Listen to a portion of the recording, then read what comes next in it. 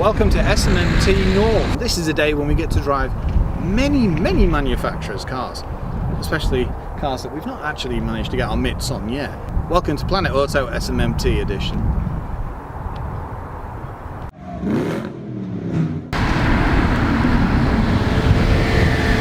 I've been wanting to get my mitts on this car since it was first launched. £43,000. You get a V6 engine, you get 360 brake horsepower, and you get 0 to 60 in 4.7. And just look at it, it just breaks the mold of any other Kia vehicle ever. I mean, compare it to a Pride. Yeah, okay, the EV6 is definitely the direction Kia should be going. But just look at the new Sorento, the design language. Now, interestingly, this came out in the era that was more like the Exceed, but it's a slightly different experience. Talk about reinforced, look at this. V6 GDI turbo. Outside, the looks speak for themselves. Big vents, chunky aggressive bumpers, LED lights, and that unmistakable Kia styling in the grille. Yeah, they're not actually functional vents, but they look damn good. Panoramic sunroof, I can even see a heads-up display here as well. And it's not on a plastic plate, it actually displays directly onto the windscreen. It certainly has some muscular looks. Just look at the curvature, it's beautiful. The shaping here. We've also got parking sensors, automatic LED lights, rain sensing wipers, and all manner of safety too. It's rather low to the floor, but that's a good thing. It might not be the most practical vehicle in the world, but my word, it's fun. 19-inch wheels, some rather sharp alloys, Brembo calipers, and big discs as well. Mind you, with a V6 under the bonnet, you do need to stop, and these actually do allow airflow. Chunky side skirts, keyless entry, even like a matte finish on the power folding door mirrors. Its body lines are just beautiful, especially when you look at the flaring on this arch. I mean, it does help that the bonnet is like encompassed in the centre as well. It just looks, well, you can see where Kia was going with design, and looking at what they're bringing out more and more of, they ultimately wanted to make beautiful vehicles, and that's essentially what this car is. Beautiful. Just look at the length of this rear door and the slope of the roof line. Matte finishes on this trim as well. Chrome would look a little ostentatious. Look at the flow of these rear LEDs. It's just like the front, beautiful. Rear parking sensors and this rear diffuser style as well, with the twin exhausts on either side. There's so many design aspects that just, well, they get me all. The flow of this boot line for a start. This isn't actually a spoiler, it's built into the boot. 7-year warranty. Also the high level brake light. It's just so well designed. And it's not just the looks either, the performance is there. So many times people will make a car like this, they'll make it look beautiful and blah blah blah, but it won't have the power to match its looks. This breaks the mold. Doors open nice and wide. Yeah, it's not the highest ride height, and it is quite low getting in, but that's what you expect with this style of car. Soft touches, polished metals, and lovely finishes. Great build quality. And like I said, it's not like any other Kia, it's just far more refined. Even the shaping is slightly different too. Great feeling switchgear. Just look at this stubby shifter, awesome. And the fun bit, driving modes. And a heated leather wrap wheel. Considering this car's 43,000, it does have a few toys. For example, memory in the steering wheel and the seat, fully electric. Heated and ventilated seats. It's nice to see rotary dials. Inside it's just finished exquisitely. It's not the biggest sunroof in the world, but it looks perfect on a car like this. Even the quality of the black roof lining. Lovely buckety seats and a decent armrest. It's a great driving position. Padded areas, soft touches, and a bit like our Mercedes, The functions for setting the electric seat are on the door. Yeah, you could see yourself doing 170 miles an hour in this and just being at one with the car. It's 6'3", decent headroom and decent legroom. Yeah, I feel connected. Just look at the length of this rear door. Yeah, as I said, the ride height's not the highest, but this is a nice wide opening. Interesting shape too. It's rather easy to get in, even at 6'3". Room under the seat as well, and yeah, if I lean right back, my hair will brush against, but if I'm sat like this, it's fine. It's nice and comfortable, and it's finished very much like the front. If I shut the door, I've even got a heated seat.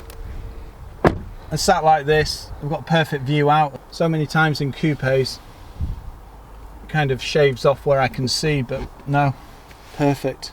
It's very comfortable, and no, I could travel for many miles in the rear of this. Perfect for 4 people on an executive tour.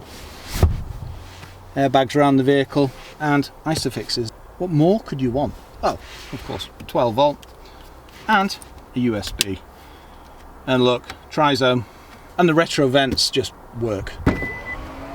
Power opening tailgate too, decent size. Gangster would be very happy with that. Bit of a boot lip, but no. And 60/40 folding seats too. I love these LED lights, the way they illuminate. I've been wanting to get behind the wheel of this car for some time, and it's now happened. Welcome to the Kia Stinger GT. Ah, it's got start-stop. Interesting. Under the bonnet, we've got a 3.3 turbocharged unit, which is V6. Oh, it grips so well. Oh, look, there's the new Sorrento. Hello!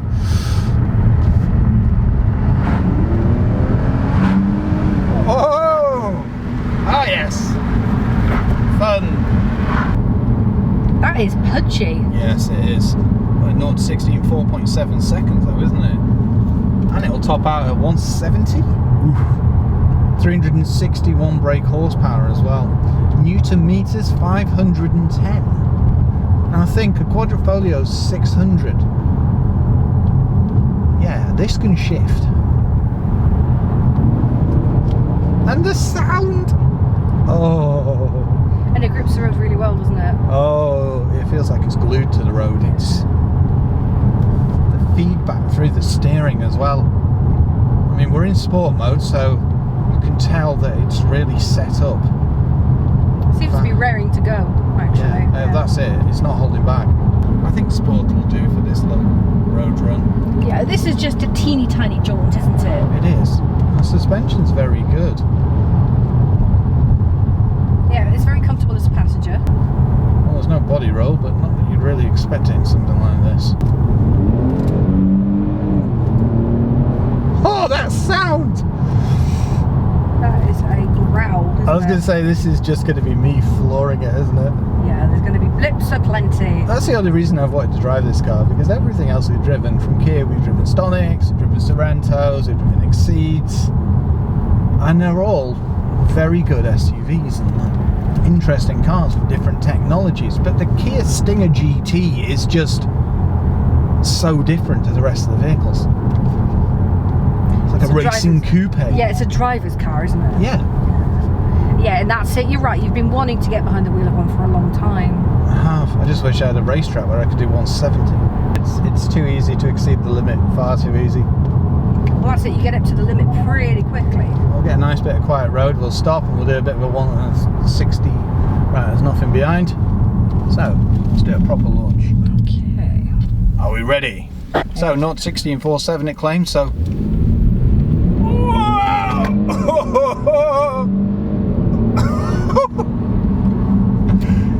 Did you feel your tummy? No, my tummy's been left back there. It's gone. It's been turned over and it's over there. That is ferocious. It didn't wheel spin. It didn't kick. As long as you can keep a tight grip on the wheel, it's perfectly manageable. What a car. People have been raving about this for so long. And you can see why now. Yeah, you can. Yeah. No, it's very well set up. Lane keep assist and all types of things as well.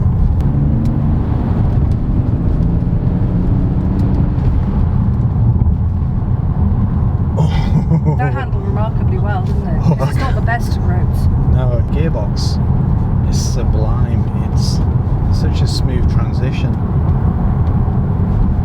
You could just sit and do 0 to 60s in it. All round it's just the perfect setup. Suspension that can make it nice and comfortable in comfort mode. Yeah, it's not going to be as comfortable as, say, a big spongy SUV, but it's good enough for something that's technically a GT car. But when you put it in sport, it just takes on a whole new life. It's almost like a different persona, isn't it? Yeah, well, the interesting thing is, the more you push it into a corner, the more it will grip. Grips, yeah. Yeah, it does grip exceptionally well, actually. It's also got cameras in the indicators as well. 360 camera.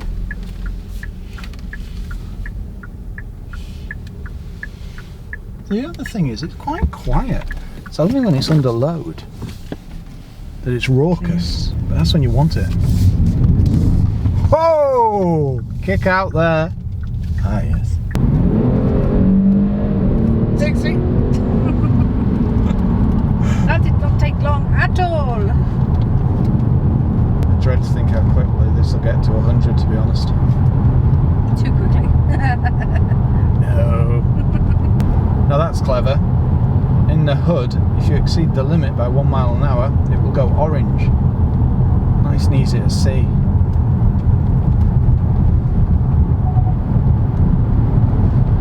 Oh, it's so well planted.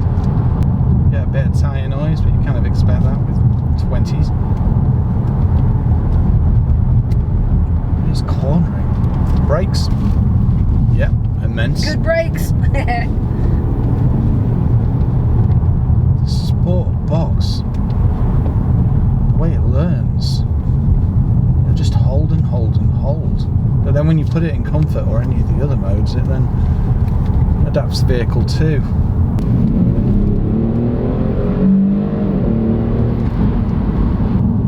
Comfort completely transformed. Oh wow. Nice cushiony dampers. Rather pleasant drive. Completely transforms it, doesn't it? It is. It's almost like you've transformed onto floating on a cloud. My word. Because I didn't think the other driving mode was bad at all in terms of passenger comfort and being held well. No. Well, that's it. You've got nice buckety seats as well. And you do get bounced more than bump. Because it is a bad road we're on. Yeah, it is. But no, this is like floaty light. So you've got Smart, Eco, Comfort, Sport and Sport Plus. Travelling at 40 feels like you're doing no speed at all. You can imagine travelling at 170 in this. It's very well built.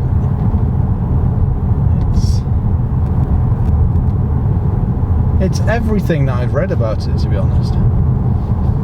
Didn't quite know what to expect. Well, there's one thing about reading about it than getting to experience it yourself. Well, that's it. This has exceeded expectation. Primarily for this. Oh! Their first attempt at making one of these.